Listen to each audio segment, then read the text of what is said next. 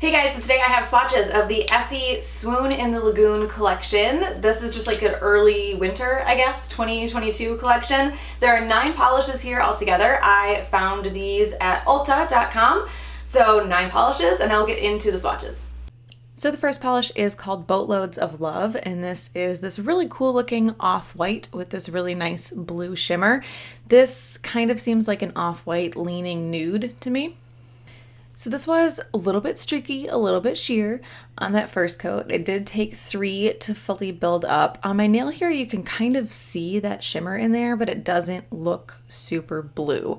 And once the polish was totally built up, completely opaque, again, you could still pick the blue shimmer out, but it was not really obvious at all. It was actually really disappointing to me because it looked really good in the bottle, and it was just not something that came out of my nails.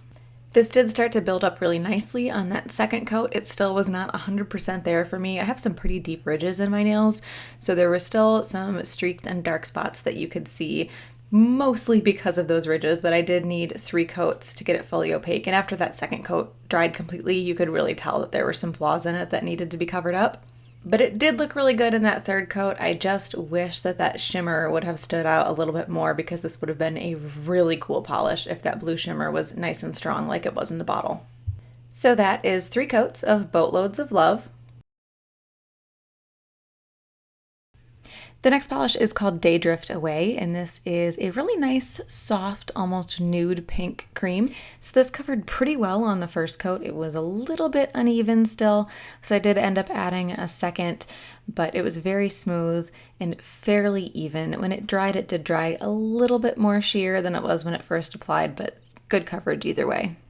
And this covered completely for me in 2 coats. It's a pretty solid 2-coater. I don't think it's one that you would end up needing 3 for. No matter what, it was really actually good in the first coat. So just a little bit of extra coverage added with the second. I don't see anyone needing 3 here. And this one did dry just a little bit darker than it was when it was wet. So that is 2 coats of Daydrift Away. The next polish is called All or Nothing, and this is, I want to describe it as kind of a marigold yellow, but I feel like it's a little bit too orange for me to really call it marigold.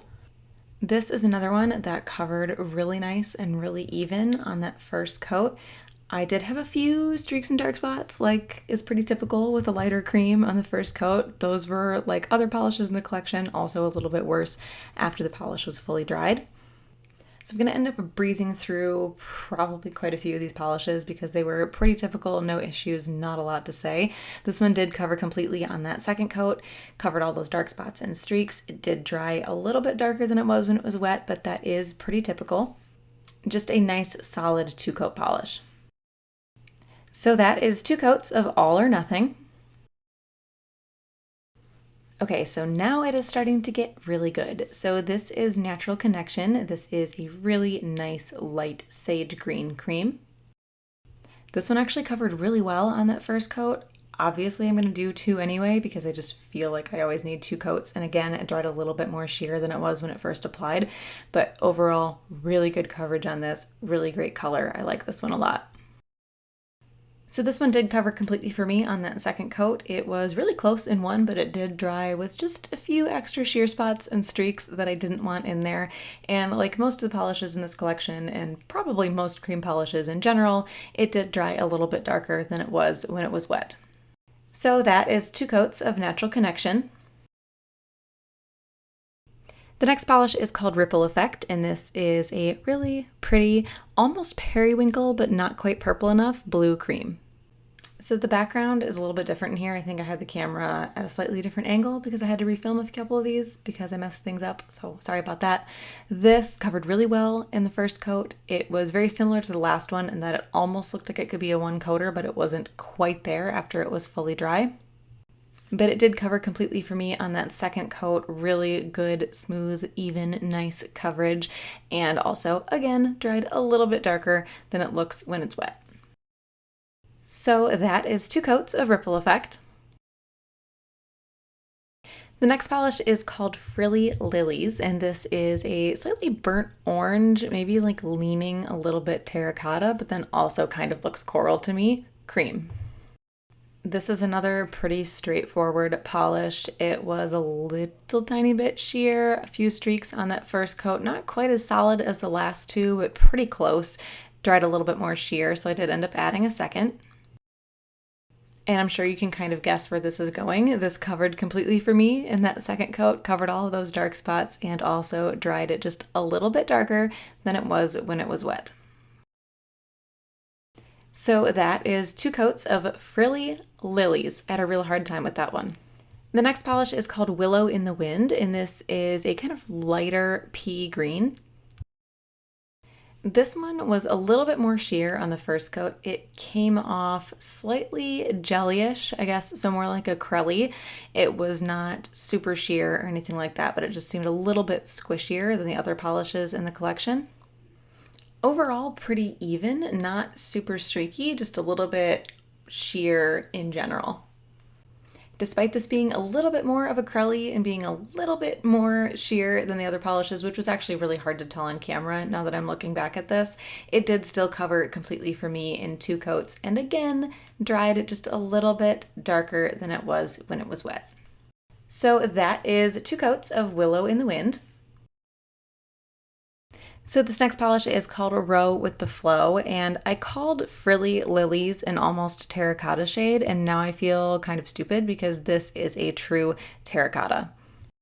So this is another fairly straightforward polish. It covered really well on that first coat. I had a little bit of nail line showing, but it was even overall, not a lot of streaks, just a little bit of nail line. So it was really close to being a 1-coater. It just wasn't quite there for me.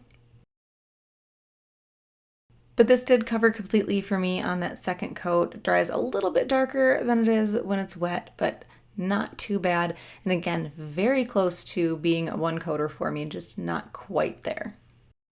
So that is 2 coats of Row with the Flow. And the last polish is called Swoon in the Lagoon, and this is a kind of medium fuchsia shade. So this is another polish that was definitely leaning in the jelly direction. It has that slightly squishy quality to it, so it's definitely more of a crelly.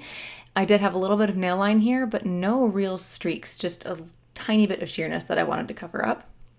And this did cover completely for me in 2 coats. Surprisingly, the color didn't change a ton between wet and dry, a little bit darker, but I feel like it's the least noticeable of all of the polishes in this collection. So that is 2 coats of Swoon in the Lagoon. I have a few favorites here. I think overall this was a really nice spread of colors. It's very springy to me. I think it came out like a little early, but that's fine. Everyone's kind of always ready for the next season as soon as one season ends. But overall, I really liked the range that this collection had. I have 3 favorites. 2 of them are greens. I really like Willow in the Wind, this nice, it's almost like a slightly darker version of that grass that just grew in green color that I like so much. Again, another green. I think I'm in a little bit of a mood, but I really liked Natural Connection, this nice light sage green. This is the kind of color that I would expect to come out in a January, February collection. I feel like this is a really good like post-Christmas, pre-spring shade. And then I can't walk away without liking the blue, so also Ripple Effect. It's a little bit darker than what I would consider a sky blue. It almost leans a little bit periwinkle, so it's that color of the year. I don't think it's quite there, but it's pretty close. I think if it had a little bit more purple in it, it would be right on, but I still really like this one. So that is the Essie Swoon in the Lagoon collection. Again, I found those at Ulta, so hope you guys enjoyed this one, and I will talk to you later. Bye.